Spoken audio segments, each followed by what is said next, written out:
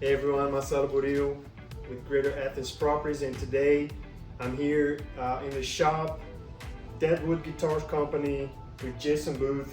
Thanks for having us today, Jason. Absolutely. By the way, you can't smell, but it smells great. You know, the smell of fresh wood is just fantastic. That's what everybody says that when they come in the It's shop. amazing. All right, let's jump right into it. Jason, tell us a little bit about yourself. Originally from Madison County, right outside of Athens here, next county over. Lived there, grew up and lived there pretty much my whole life. Okay. And then moved over here to the Lexington area about 15, 16 years ago. Okay. So I've always loved building things, even as a kid. I mean, I remember as a 10-year-old building forts and different things in the woods, you know. Nice. So it was constantly building was always A calling. part of me. Yeah, it's always been Nice. my passion. And so I love the interior design part of the trim. You know, like there for a while I was, had a company I was running. It was me and my brother, and then a couple of helpers here and there. And then What was it, Jason, that fascinated? Was that the detail? It was or the was it the detail. final product when you finish and go like, man, I made that? It's both. I mean, both. it's the detail of doing it, and plus it was just to be able to step back and look at it and like I created that because it was not there before, you know. Right. Yeah. And it's kind of funny, we're talking, late 90s, early 2000s. There really wasn't a whole lot out there on the internet for us like people nowadays can just go on Pinterest or something like that and find images of stuff. Right. So when I was doing interior trim work, I would tell the homeowner or the person I was working for, it's like, bring me pictures. It's like, do you have a picture of something that you want, or you like? And they would bring all these magazine pictures in here and show me this, and it's like, I like that. I said, okay, well then we'll build that. And so looking at that picture, and then I would create it. It was just really, it was really gratifying to do that, And so it kind of transition. Well, I transitioned because during the time I was doing the trim work, I had an infatuation with instruments, with actually the guitar. I've been infatuated with the guitar for years. Even as a middle school kid, I was like, loved the instruments, loved the guitar playing. As every kid has a dream of playing guitar and being a rock star, but I never did pick up the guitar then. I didn't even pick up the guitar in high school. I didn't even pick the guitar until I got to college and then taught myself how to play. So that's, even though I loved it, I just never really picked it up and took the time to learn to play until, like I said, until I got to college. But then I was infatuated with the guitar, and then I've kind of gotten to the point where I've done, pretty much about any kind of trim work, 4 or 5 piece crown. I was doing interior, built-in cabinetries and furniture and stuff. I kind of gotten to the point where I was wanting a challenge, and I thought that building the guitar would be a woodworking challenge.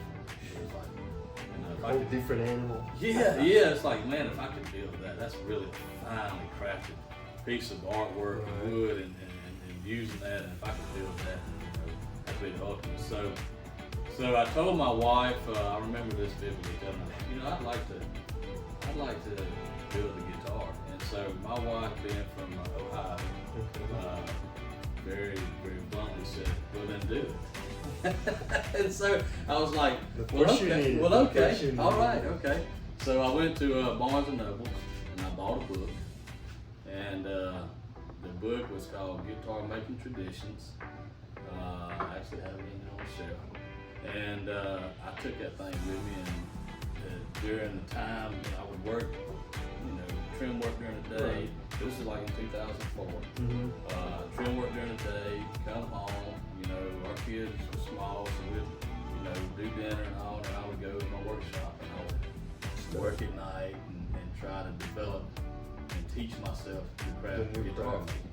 craft. That went on for several years, just trying to learn and teach. So when 2008 hit and crashed, I was been doing this for a little while and kind of doing a few here and doing a few there for people. And my wife, she's retired now, was a flight attendant. Okay. And so she's like, hey, we talked about it. I was like, I'm gonna try to pursue this. In 2011, we opened up the storefront in Athens, and that's where I kind of opened it to the public and had my workshop there.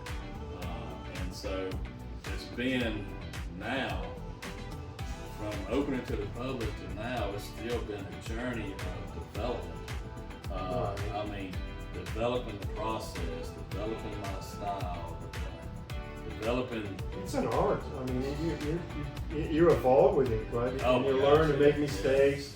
Yeah, I mean, I mean, you start okay. out thinking, the first one I built was like, oh my God, I'm gonna build this guitar. It's gonna be wonderful. It's gonna be absolutely incredible. And you work and you build this thing, and you end up not realizing that there's a lot of detail to it that you don't know. And then you build the first one, you're like, it wasn't quite as good as I thought.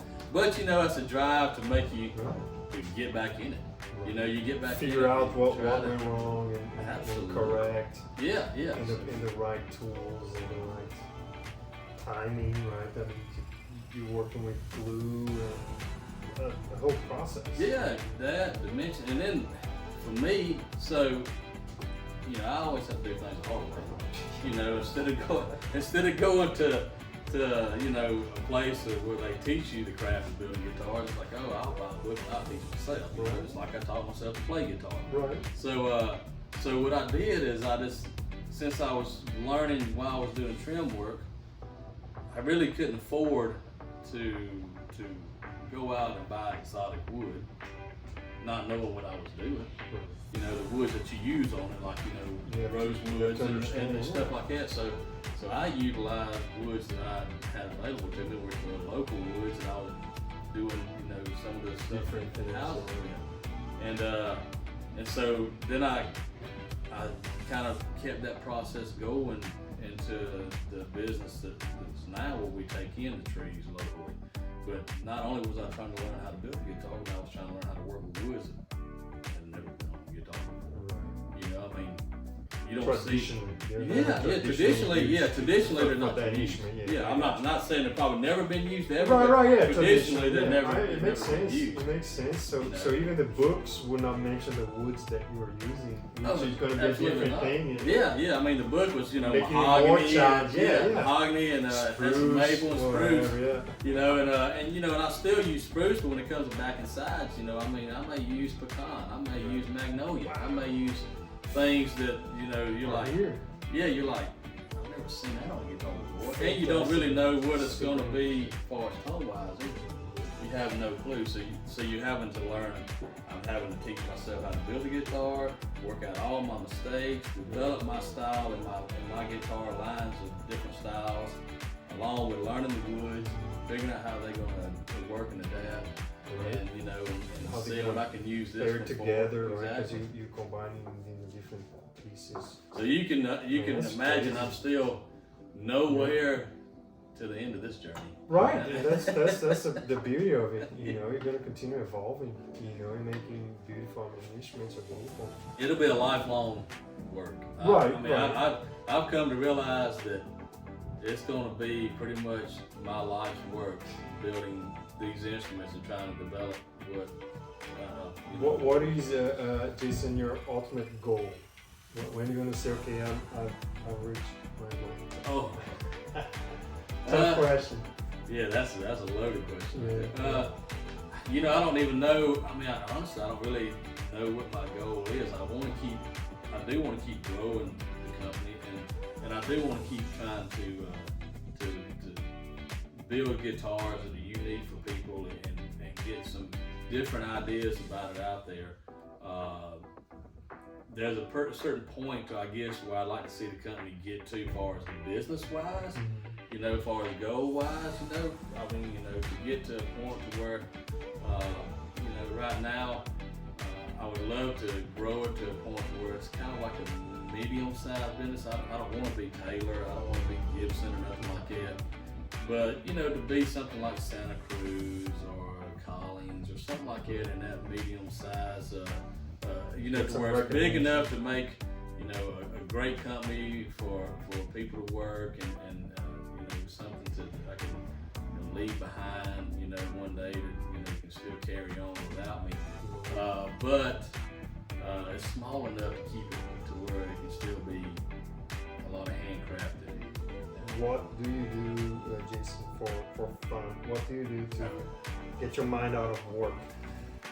Well, I work a lot. Even if I'm not here, I work a lot.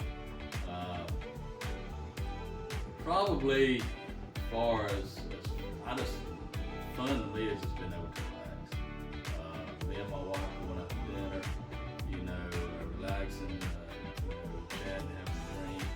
You know, fall of the year, I love to sit around the campfire, pick a little guitar, relax.